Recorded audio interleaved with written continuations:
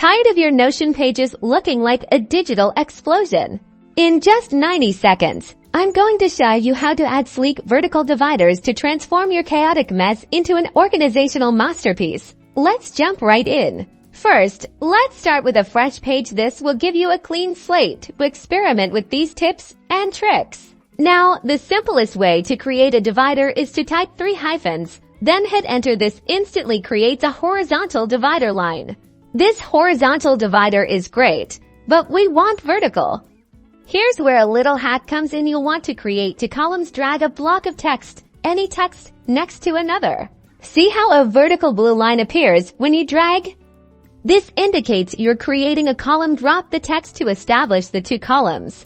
Now, in one of the columns, type 3 hyphens and press enter again to create a horizontal divider line within that column.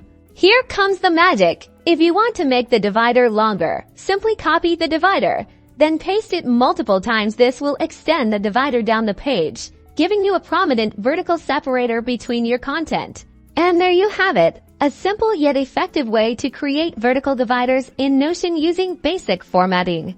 You can even adjust the column widths to customize the look of your divider. Play around with different column layouts to find the perfect visual balance. So ditch the digital clutter and embrace the power of vertical dividers.